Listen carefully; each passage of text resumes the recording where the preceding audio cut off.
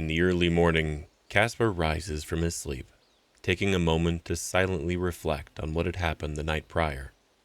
He then crawls out from his tent, where he sees Lyris cleaning her dagger. She spots the weary warrior and shoots him a coy smile. Morning, lad. You sleep all right? Caspar lets out a groan and sits across from her, drinking water from his flask. Like a rock. How are you this morning? Lyris places her dagger next to her and tucks her rag into her pack. Oh, I'm just grand. I woke up a bit early, so I thought I'd clean my knife. You know, there's a town not far from here. Xanderwood, you call it. I figured we would go there and ask some locals about the Black Hand. Caspar looks puzzled when Lyris proposes her idea, before opening his mouth to speak. What makes you think anyone there would know anything? It couldn't hurt to try. Even if we don't get any information, at the very least, we can find an inn and plan our next steps. Caspar nods. The thought of laying in a bed after many nights relying on the thin fabric of a tent to keep him warm was definitely tempting. Yeah, okay. I suppose there's no harm in trying. Whenever you're ready, we'll pack up camp. Let's go now. The sooner we get there, the better. I'm sure you're dying for some grub. The pair would then pack their gear before setting off to Xanderwood. After a little over an hour of walking along a narrow path through the dense forest, they arrive. The town was bustling and full of life. Miners moving ore, woodworkers sculpting masterpieces, farmers selling cattle. It reminded Caspar of home. Lyris noticed this, and in an attempt to soothe his melancholy spirit, she bought him a hearty breakfast in the local tavern. After they sit down and their platters placed in front of them, they look at each other. Silence. Nothing to say. Lyris wanted to ask how Caspar was feeling, but didn't want to say anything that might set him off. Just as she started to eat, Caspar spoke up. Thank you for this. It couldn't have been easy listening to me last night. Nonetheless, I appreciate you listening. Any idea where to start looking? He asked, beginning to eat, looking around as the townsfolk got on with their day. You're welcome, Caspar. She lets out a soft sigh as she looks around as well. Not a clue.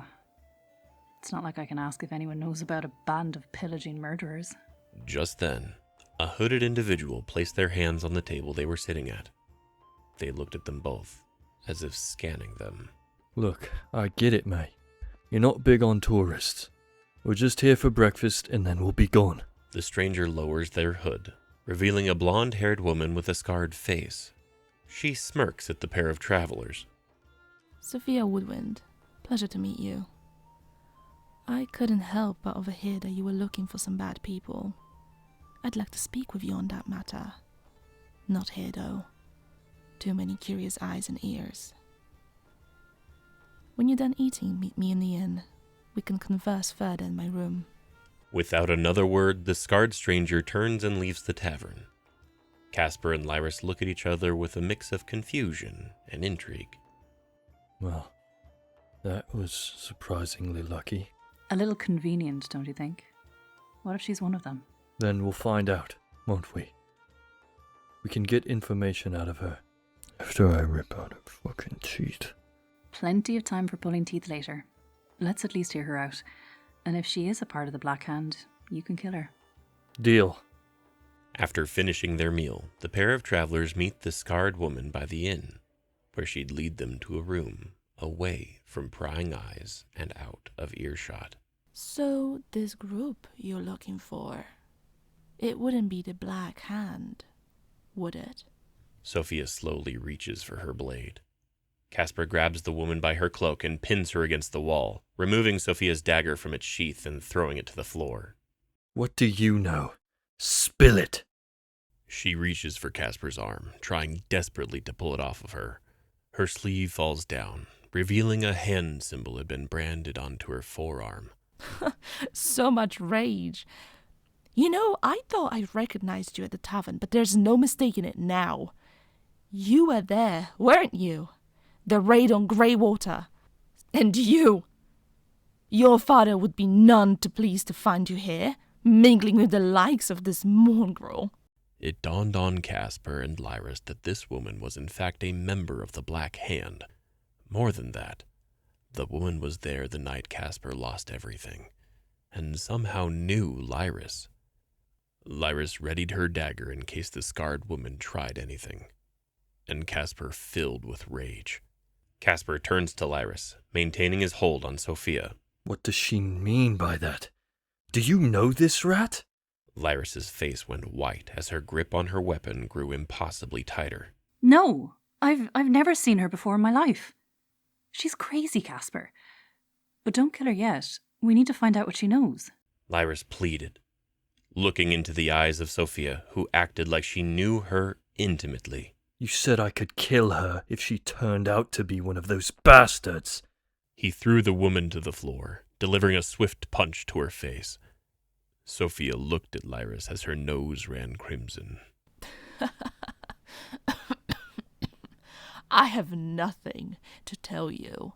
I have one job, and it's to stop cretins like you asking questions that are better left unasked. You have no idea who or what you are dealing with. Our leader, Ellie, will have your head, mongrel. The divine hand will wring the very essence of your soul from the wretched carcass, and you will know the pain beyond mortal comprehension. Lyris flinched at the name Eli, but didn't let Casper see. Meanwhile, Casper was uninterested in the ramblings of this woman. He only cared about revenge. The battered woman reached for her knife, but Lyris stomped on her knuckles, pinning her hand to the hardwood floor. Before Sophia could use her other hand to fight back, Casper catches it. You have exactly 5 seconds to tell us where your hooded rat friends are holed up before I start breaking your fingers. 1. Panicked and fearing for her life, Sophia pleads with the pair of travelers. No more, please. I'll talk, damn you. Unconvinced, Casper breaks Sophia's index finger, covering her mouth so no one outside could hear the screams. 2. Better start talking. You don't want to find out what he'll do when he breaks that last finger. Casper uncovers Sophia's mouth, giving her a chance to speak, lest she receives another broken finger. All right. My group has set up a camp at Freya's Rise just north of the town. They're going to perform a ritual at sundown 2 days from now. Curious, Casper and Lyris give each other a look before returning their attention to Sophia. A ritual? What kind of group are you? What bloody ritual? More than you could ever understand. That's all I know, I promise. Casper didn't believe her, and thus broke Sophia's middle finger. Another scream is let out, muffled by Casper's hand. Tell us about the ritual. Casper uncovers Sophia's mouth once again. No time was wasted in spilling details. It's a resurrection. They're going to bring him back. Lyris, impatient, applies more pressure on Sophia's hand. And just who exactly are they bringing back? The men who gave birth to our ways and gave hope to those who denounced the light-bound church. The men who will bring darkness upon the world and consume the light once and for all. Lord Malek, the Withered. Lyris looks completely stunned as she stares at the bloodied stranger. She wasn't just rambling. This was devotion. Impossible. Casper interjects, looking at Lyris. What? Lyris shakes her head and speaks up. I said that's impossible. There's no such thing as necromancy. Attempting to revive a dead man is a foolish endeavour and a waste of time. Casper nods, looking down at Sophia. They'd gotten their information. Now came the question of what to do with her.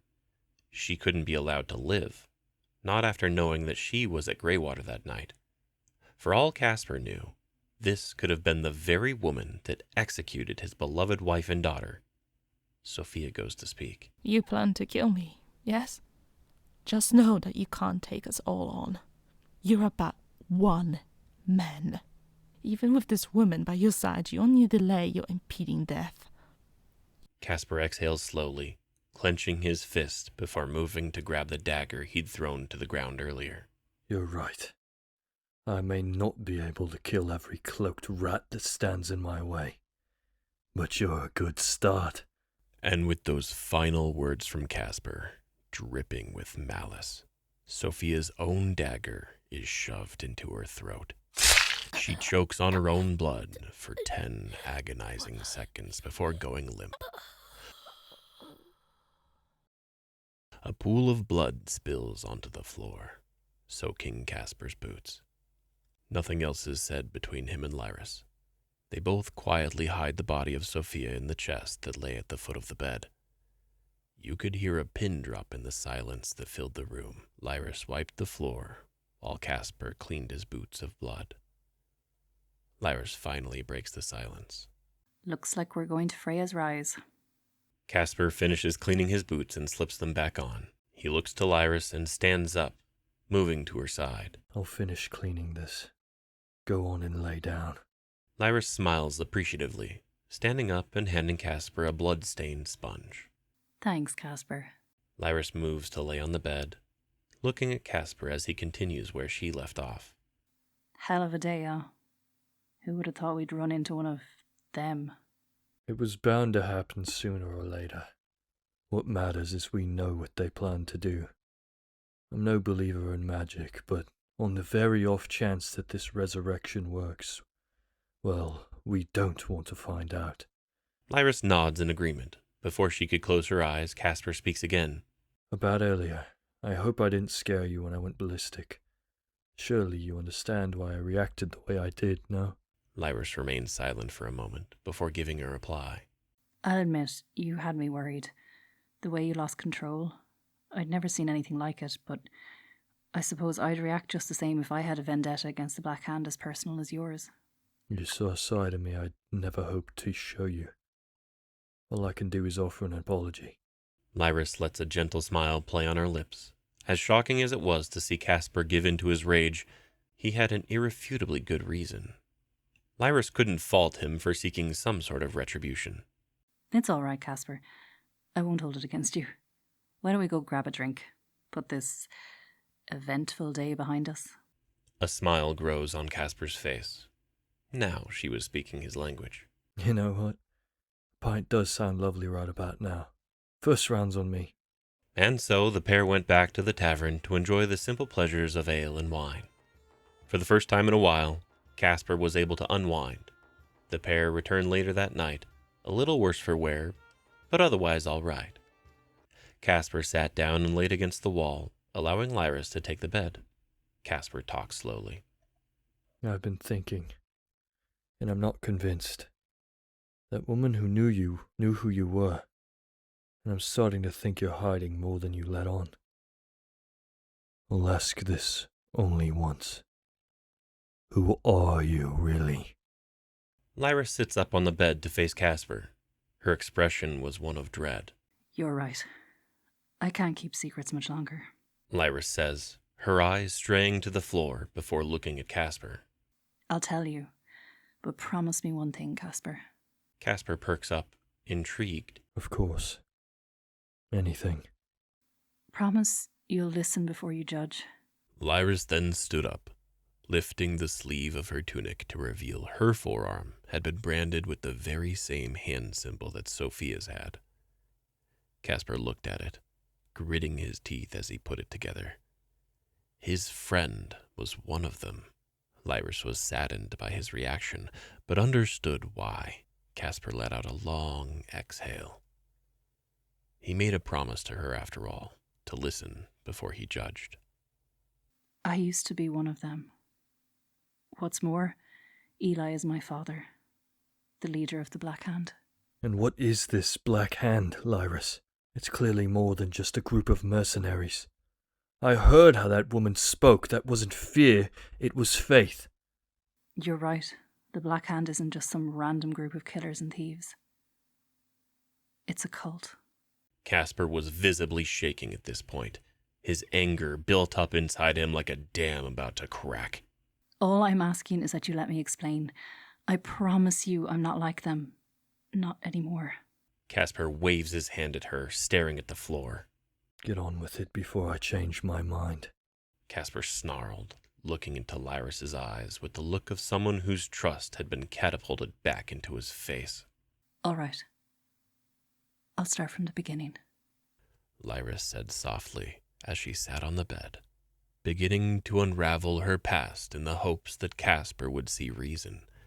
However, he remained skeptical and hurt.